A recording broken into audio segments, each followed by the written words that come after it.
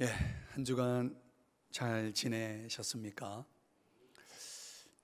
또 이렇게 갑작스럽게 저희들이 온라인으로 예배를 드려야 하는 상황이 되어서 당혹스럽기도 하고 또 마음이 좀 무겁기도 합니다.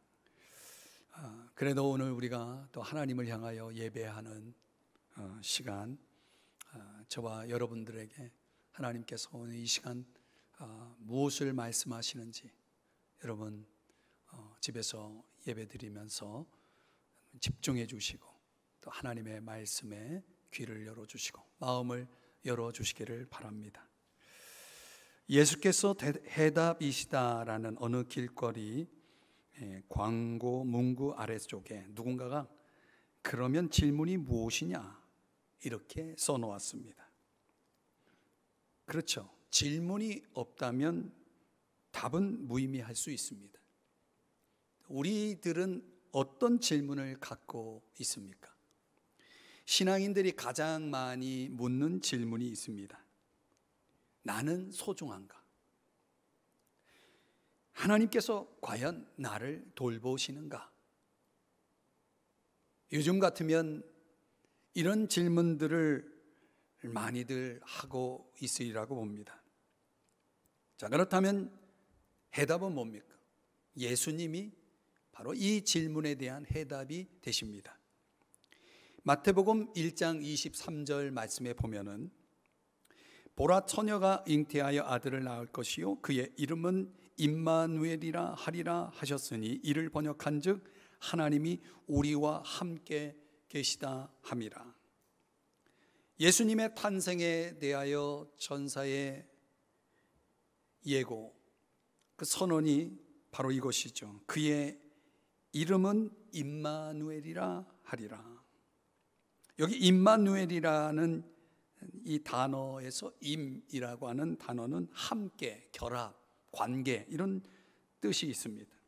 그러니까 주 예수님은 우리와 함께 하시기 위해서 이 땅에 오신 것이죠. 우리를 소중히 여기시기 때문에 우리를 돌보시기 위해서 이 세상에 오신 것입니다. 그렇기 때문에 저와 여러분은 혼자가 아닙니다. 우리 안에 계신 예수님과 함께 사는 것임을 믿으시기 바랍니다. 우리는 주님과 함께 있는 것입니다. 오늘 성경은 우리의 삶의 기반을 확고하게 해줄 수 있는 진정한 축복이 무엇인지를 우리에게 말씀해 주고 있습니다. 16절을 보시면 하반부에 주께서 너희 모든 사람과 함께 하시기를 원하노라 이렇게 말씀합니다. 함께 하시기를 원하노라. 자, 그러면 이 주님의 함께 하심, 우리가 한자로는 임재라고도 말하는데 주님이 함께 하심을 통해서 우리가 누리는 축복은 도대체 무엇일까요? 첫 번째로 죄에서의 구원입니다. 인간을 가장 비참하게 만드는 것은 다름 아닌 죄입니다. 죄의 값은 사망이라고 로마서 6장 23절에 말씀을 하고 있죠.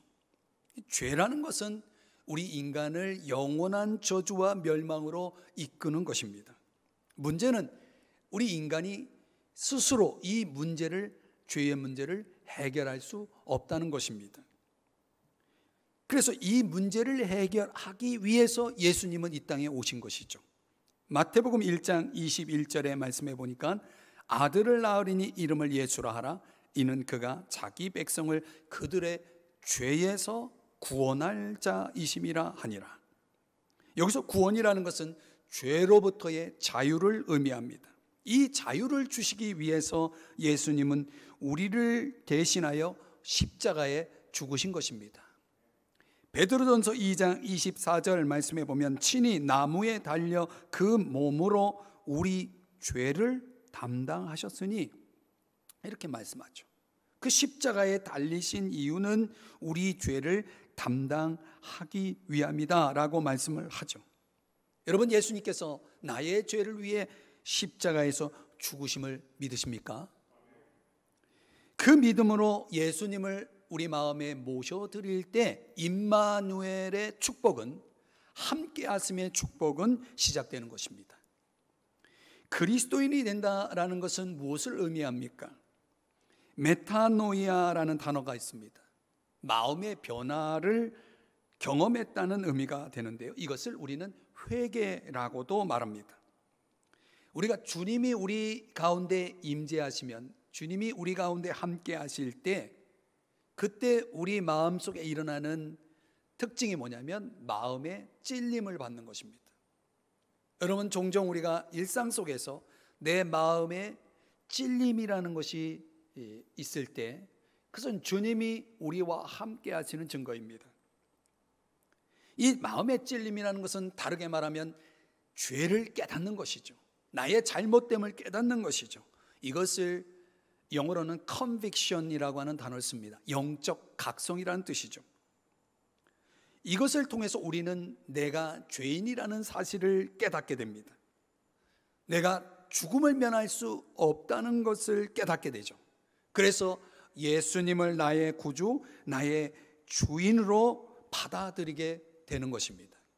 오늘 성경에 보면 16절 이렇게 말씀하죠. 주께서라고 말씀합니다. 주께서. 이 주라는 단어는 죄와 죽음을 정복하신 분이심을 강조합니다. 사도행전 2장 36절의 말씀을 보면은요, 너희가 십자가에 못 박은 이 예수를 하나님이 주와 그리스도가 되게 하셨느니라, 이렇게 말씀을 하죠. 그러니까 우리가 예수님을 주님으로 모시면 우리는 주님의 통치 속에서 살아가게 되는 것입니다. 주님이 우리와 함께 하시고 또 우리의 삶을 통치해 주시게 되면 우리에게는 어떤 일이 일어납니까? 죄로부터 자유를 누리게 되는 것이죠. 주님이 함께 하고 있다는 것을 우리가 인식하고 살아가면 죄는 더 이상 우리를 붙들 수가 없는 것입니다. 그렇지 않습니까? 우리가 주님과 함께 하고 있는데 죄가 우리를 주장할 수 있겠습니까?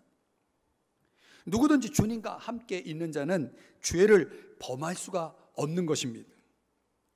죄는 그런 차원에서 주님을 통해서만 이겨낼 수 있다는 것입니다.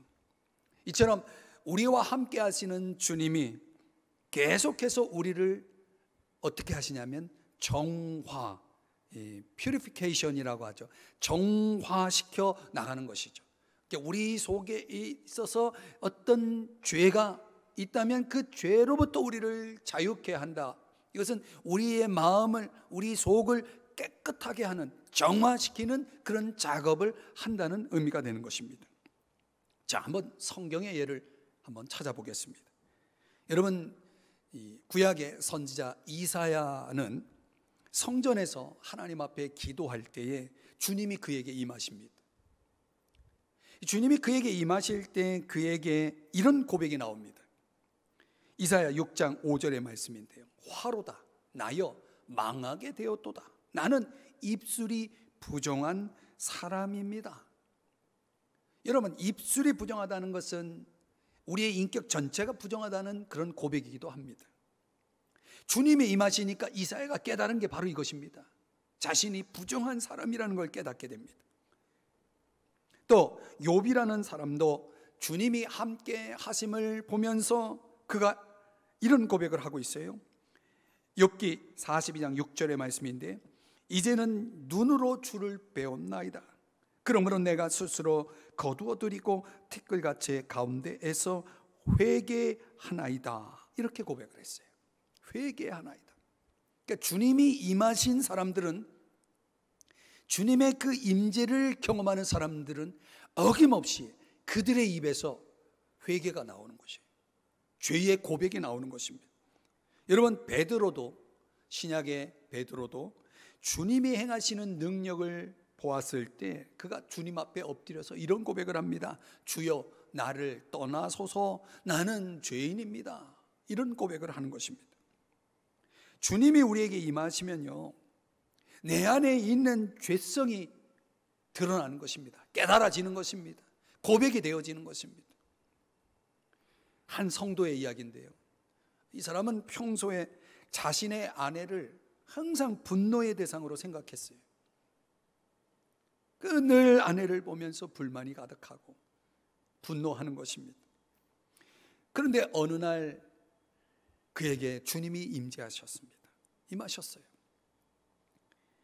그 주님이 임재하실 때 그의 마음속에 아내를 향해 분노하게 만드는 그 폭발하는 성격이 있다는 걸 깨닫게 됩니다. 내 안에 이런 쉽게 폭발하는 그런 나쁜 성격이 있구나. 그걸 깨닫고 그는 주님의 임재 가운데 진정으로 회개를 하게 됩니다. 그리고 아내에게 내가 잘못했다고 고백을 합니다. 그리고 나서 이 성도는 부부관계가 완전히 달라졌습니다. 가정의 평화가 오고 온 가족의 기쁨이 가득한 그런 변화가 일어났다는 것이죠. 주님이 임하시면 깨닫는 것입니다. 내 속에 있는 잘못된 것들을, 죄악된 것들을 깨달을 수밖에 없는 것이죠. 주님이 함께 하심으로 누리는 축복이 바로 이것이죠. 우리의 죄성이 드러나고 하나님의 뜻을 거스르는 그런 잘못된 생각이나 행동들을 깨닫게 되어지는 것입니다. 그 깨달음을 통해서 우리는 깨끗해지는 것이고 용서를 받는 것이고 주님이 우리와 함께 하시기 위해서 우리 마음이 그분이 거하시기에 적합한 거주지로 변화되어지는 것입니다. 사랑하는 성도 여러분, 날마다 주님이 함께 하심을 경험하십시오.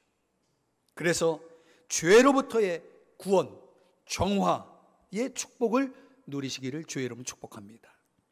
둘째로, 주님이 함께 하심으로 우리가 누리는 축복은 영적인 삶의 능력을 경험하는 것입니다. 여러분, 우리는 우리 자신의 힘으로는 영적인 삶을 살아갈 수가 없습니다. 마치 아무리 좋은 차라도요, 기름이 떨어지면, 기름이 없으면 소용이 없는 것입니다. 유진 피터슨 영성학자죠. 이 목사님은 현실 하나님의 세계라는 아주 명절을 우리에게 제공해 줬습니다. 그가 쓴 이 책에서 이런 이야기가 나옵니다. 구약의 이스라엘 백성은 애굽에서 400년을 보내죠. 그 400년이라는 세월을 보내면서 그들은 성공의 시대를 지내고 있었습니다. 그런데 그런 성공의 시대가 계속되면서 점점 이 이스라엘 백성들의 의식 속에 하나님 의식이 사라지기 시작합니다. 희미해지기 시작하는 거죠. 여러분, 그거 잘 들어보십시오. 점점 함께 하시는 하나님에 대해서 둔감해지기 시작해지는 것입니다.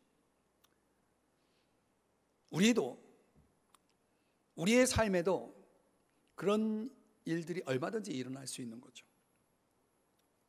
이 사람이 모든 일이 잘 되고 소위 그 성공의 시대를 살아가는 동안 이런 경험을 하는 것입니다.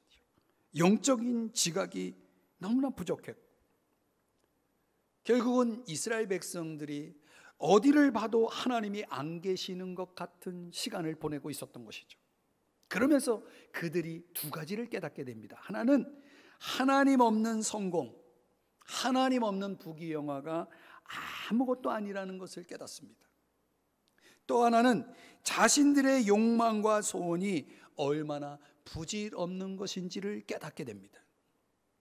그러면서 비로소 그들은 하나님의 위대한 능력을 향해 마음을 열기 시작합니다. 하나님을 찾기 시작하는 거죠.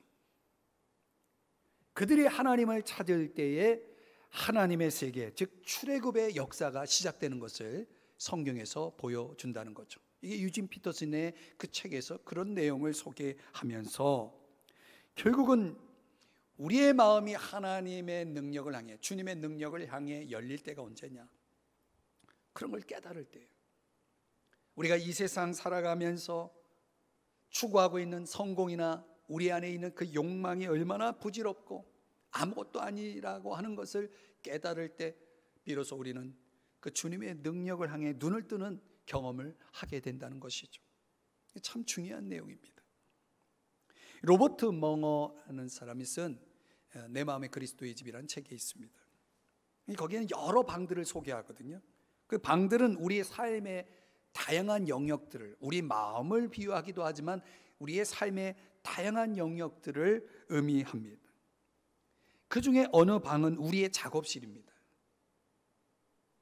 그 책에 나오는 주인공이 그 작업실에서 열심히 뭔가를 하는데 너무나 무력감과 좌절감을 종종 느끼는 겁니다. 주님이 그 집에 들어가서 그 사람에게 그 방을 좀 보여달라고, 그러면서 내가 좀 도와주겠다라고 말을 하는 내용이 나옵니다. 많은 사람들은요, 이렇게 자신의 방을 공개하고 주님이 도와주시겠다라는 것을 수용하는데 오랜 시간이 걸립니다. 그냥 내가 해야 되겠다, 그냥 내가 하면 된다, 이렇게 고집하면서 살아가는 것이죠. 근데 오늘 본문 16절을 다시 보시면 주께서 함께 하시기를 원하노라 이렇게 말씀하죠. 여러분, 바울이 왜 이런 축복 기도를 하고 있는 것입니까? 그것은 우리가 영적인 삶을 살기 위해서, 하나님이 원하시는 삶을 살기 위해서는 반드시 주님이 함께 하셔야 되기 때문입니다. 요한복음 15장 5절 말씀해 보시면 여러분이 잘 아는 말씀이죠. 나를 떠나서는, 주님을 떠나서는 뭐라고 말씀합니까? 너희가 아무것도 할 수 없습니다. 바로 이거죠. 여러분, 포도나무의 그 덩굴을 본 적이 있을 겁니다.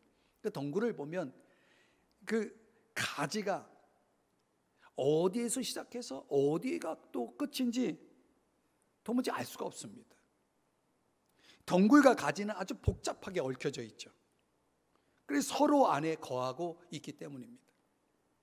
그러면서 그런 방식으로 그 가지들은 함께 힘을 합해서 많은 열매를 맺게 되는 것이죠. 이런 방식이 주님과 우리의 관계에도 적용된다는 거죠. 바울이 갈라디아서 2장 20절에서 이런 고백을 하죠. 오직 내 안에 그리스도께서 사시는 것이라. 이 말은 과거 어느 시점의 경험을 말하고 있는 것이 아닙니다. 바울의 현재의 삶 속에서 누리는 것을 고백하고 있는 것이죠. 우리가 잘 아는 대로 바울은 얼마나 능력이 많았는지 몰라요. 그가 발휘했던 그 능력의 비결은 뭡니까? 주님이 함께 하셨다는 거죠. 그 함께 하시는 주님, 그 주님이 그 바울의 능력의 비결이었다는 것입니다. 빌립보서 4장 13절 말씀 보면은 내게 능력 주시는 자 안에서 내가 모든 것을 할 수 있느니라 이렇게 말씀하죠. 또 4장 12절의 말씀에 보면은 나는 비천에 처할 줄도 알고 풍부에 처할 줄도 알아서 모든 일 곧 배부름과 배고픔과 풍부와 궁핍에도 처할 줄 아는 일체의 비결을 배웠다라고 말씀하죠. 그러니까 바울은 어떤 역경에도 좌절하지 않았다는 거죠. 왜? 모든 환경, 어떤 환경이라도 그것을 대처할 수 있는 능력을 주님에게서 공급받았기 때문입니다. 우리는 어떻습니까? 오늘 저와 여러분에게도 그런 능력이 있습니까? 레이튼 포워드라고 하는 사람이 그가 경험한 것을 우리에게 전해주고 있습니다. 그의 아들이 심장 수술을 받게 되는 일이 있었는데 갑작스럽게 죽음을 맞는 아픔을 겪게 됩니다. 그의 마음은 너무 아팠겠죠. 얼마나 힘들었겠습니까? 후에 그는 이런 간증을 하고 있습니다. 함께 하시는 주님은 비극과 슬픔을 당하고 있는 우리에게 견딜 수 있는 능력을 주셨습니다. 함께 하시는 주님은 좋은 날이나 굳은 날에도 변함없이 계십니다. 성공할 때나 실패할 때나 함께 하십니다.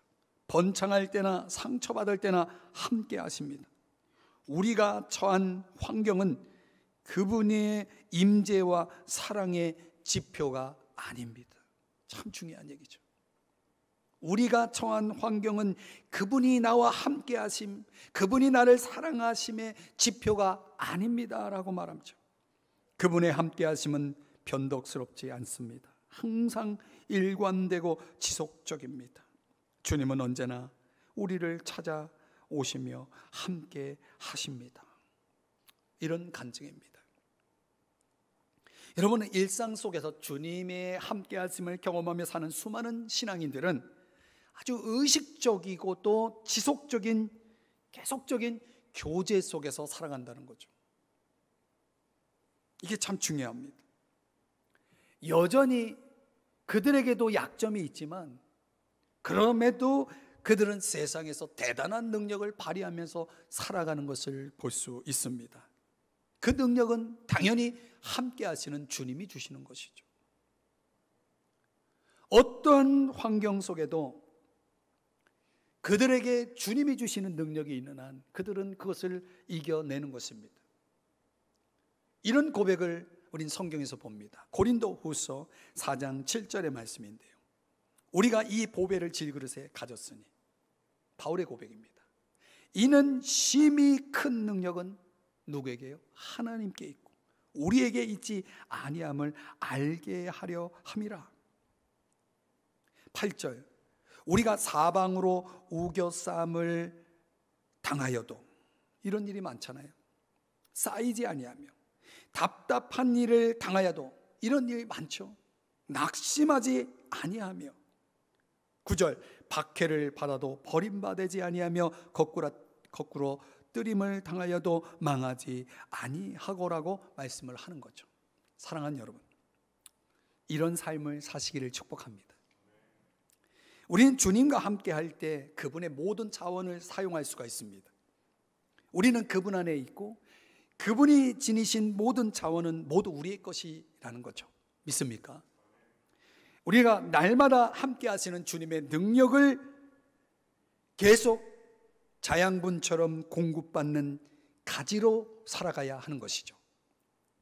그리하면 주님이 원하시는 삶의 열매가 풍성할 줄 믿습니다. 이 축복을 놓치지 마시기를 바랍니다. 마지막으로 세 번째, 주님이 함께 하심으로 우리가 누리는 축복은 삶을 보는 관점에 있습니다. 삶을 보는 관점입니다. 어느 대학 교수가 자신이 어렸을 때에 경험한 것을 기고한 내용을 읽어보니까 가난했던 그에게는 세상 사람을 보는 눈이 딱 두 가지였다고 합니다. 나이키 신발을 신은 사람과 안 신은 사람. 그는 세상 사람들을 이 두 가지로 나누었다는 거죠. 그 신발이 그렇게 신고 싶었나 봅니다. 우리는 삶을 어떤 시각으로 보며 사십니까? 16절 말씀에 보면 주께서 너희 모든 사람과 함께, 이 모든 사람을 제가 좀 풀어보려고 합니다. 이 바울이 모든 사람을 위해서 지금 축복하고 있는 것인데요, 이것은 그의 진실한 사랑에서 비롯된 것임을 알 수가 있습니다. 여기 모든 사람이라는 것은 데살로니가 교회 안에 바울의 가르침에 순종하는 사람들도 있었고 반대로 불순종하는 사람들, 게으른 사람들이 있었다는 거죠. 그들을 다 포함하고 있는 것입니다. 우리가 인간적으로 생각해 볼 때 어떻게 바울은 불순종하는 사람들에게까지, 바울을 그렇게 마음 아프게 한 그 불순종하는 사람들에게까지 축복을 할 수 있었습니까? 사도행전 9장 18절 말씀에 보면은 바울이 다메섹에 가는 길목에서 주님을 만났을 때 그의 눈에서 비늘 같은 것이 벗어져 다시 보게 되는 경험을 합니다. 자, 눈에서 비늘 같은 것이 벗어져 다시 보는 경험 이후에 바울의 인생은 완전히 달라집니다. 이게 무슨 말이냐면 어제까지만 해도 돌로 쳐 죽여야 할 사람이라고 생각했던 사람들입니다. 이 바울의 눈에는 저 사람들 다 돌로 쳐 죽여야 된다라고 생각했던 사람인데, 그 바울의 눈에 비늘이 벗겨지는 이 경험을 한 이후에 그들이 형제로 보이기 시작했다는 거죠. 사람을 보는 관점의 변화가 일어난 것입니다. 이게 참 놀라운 변화죠. 고린도후서 5장 16절의 말씀에 보면은 그의 그 경험을 이렇게 소개하고 있습니다. 현대어 성경으로 보면, 세상적인 생각이나 눈에 보이는 것을 가지고 그리스도인을 평가하는 일은 그만두십시오. 나 역시 과거에는 그런 생각으로 그리스도를 단순히 나와 똑같은 인간으로 보았습니다. 그러나 지금은 완전히 달라졌습니다. 17절, 누구든지 그리스도 안에 있으면 새 사람이 됩니다. 더 이상 전과 같은 인간이 아닙니다. 새로운 인생이 시작된 것입니다. 아멘. 주님이 우리에게 함께 하시면, 주님이 우리에게 임하시면 우리는 삶에 있어서도 사람에 대해서도 새로운 시각을 갖는 축복을 얻게 되는 것입니다. 참 놀라운 변화죠. 과연 우리 눈에는 비늘이 벗겨진 것 같습니까? 우리 눈의 비늘은 벗겨졌는가? 삶의 관점이 달라졌습니까? 우리에게 주님이 함께 하심으로 가능한 축복인 것이죠. 중세시대에 어느 수도사가 있었습니다. 주님을 깊이 만나기 위해서 그는 조그마한 움막을 짓고 열심히 성경을 보고 기도했습니다. 그는 참으로 거룩해지길 원했고 주님과 동행하는 삶을 살기를 원했습니다. 주님의 임재를 느끼려고 애쓰는 사람이었습니다. 비가 많이 오는 날이었습니다. 등불을 켜고 성경을 보면서 기도하고 있었는데 누가 문을 두드리는 것입니다. 누군가 하고 문을 열어봤더니 아주 온몸에 부스럼투성이인 나병 환자 거지가 서서 고약한 냄새를 풍기며 말했습니다. 추워 죽겠습니다. 추워 죽겠습니다. 잘 자리 좀 주십시오. 수도사는 먹을 것을 좀 드리겠습니다 하고 빵 조각을 주었습니다. 그랬더니 거지가 또 이렇게 대답합니다. 빵을 원하는 게 아닙니다. 이 비를 피할 수 있는 잠자리를 원합니다.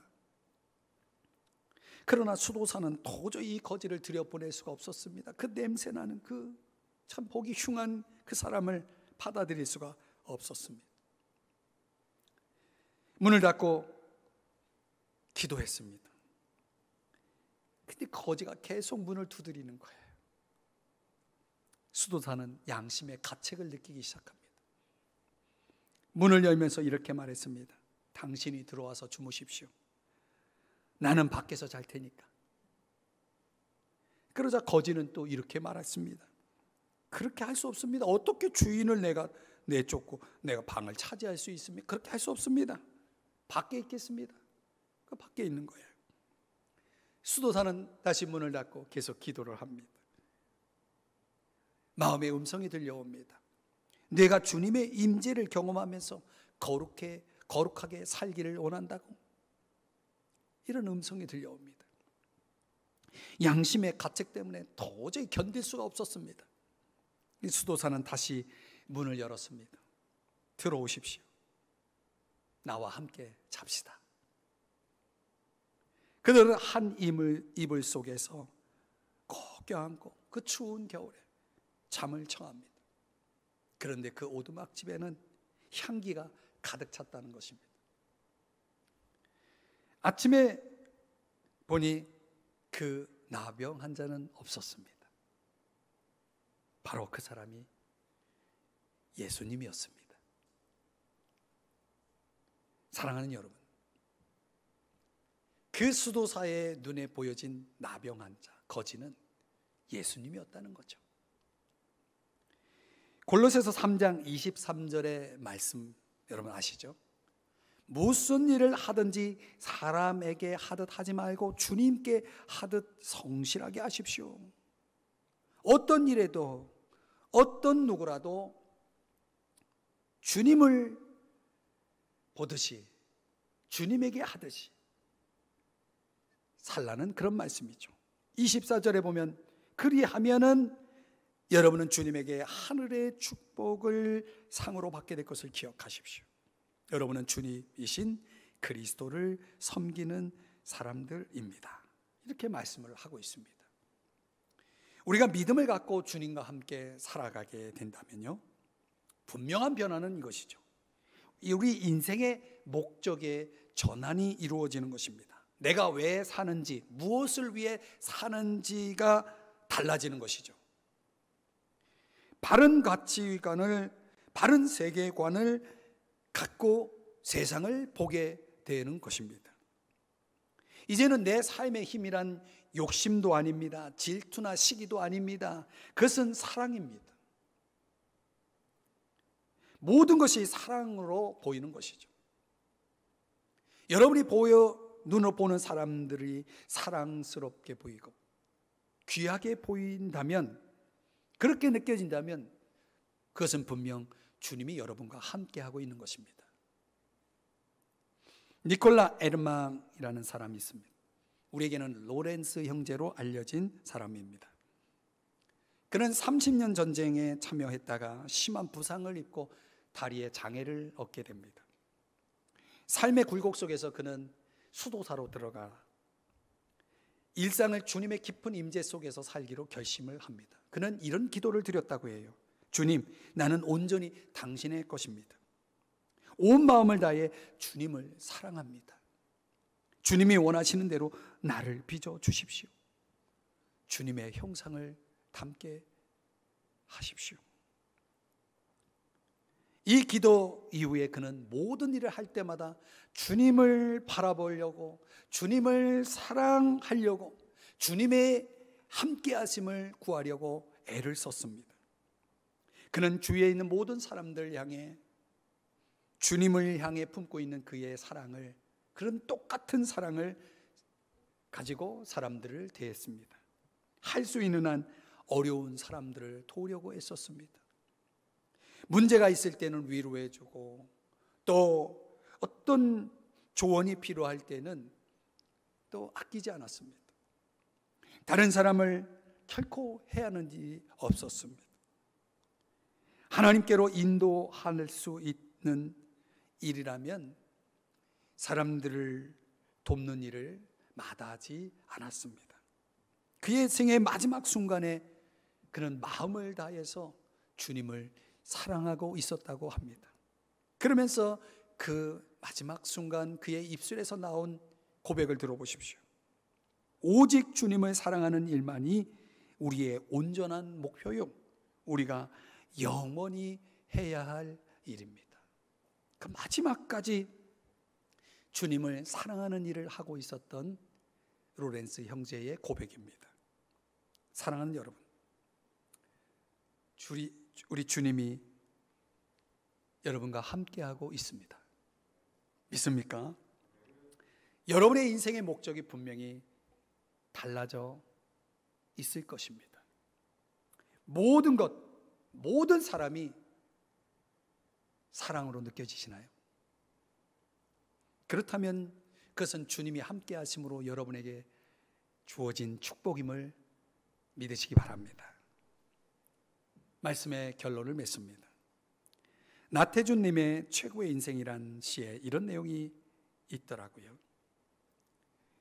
지금 하는 일이 가장 좋은 일이라 생각하고, 지금 먹고 있는 음식이 가장 맛있는 음식이라 여기고, 지금 만나고 있는 사람이 가장 아름다운 사람이라고 생각한다면 당신의 인생 하루하루는 최고의 인생이 될 것이다. 최고의 인생이 될 것이다. 우리를 최고의 인생으로 이끄시는 비결은 뭡니까? 바로 주님이 함께 하시는 축복 때문이 아니겠습니까? 마태복음 28장 20절에 말씀하기를 내가 세상 끝날까지 너희와 항상 함께 있으리라. 믿습니까? 이 주님의 이 영원한 함께하심이 우리의 삶을 영원한 축복의 인생으로 이끌고 계심을 잊지 마십시오. 모든 죄로부터의 승리, 삶의 모든 것을 이겨내는 능력, 모든 사람을 사랑하게 하는 관점, 우리는 이 축복들을 날마다 경험하면서 주님을 찬양하고 주님께 감사하며 나와 함께 하시는 주님을 간증하며 살아야 할 것입니다. 할렐루야.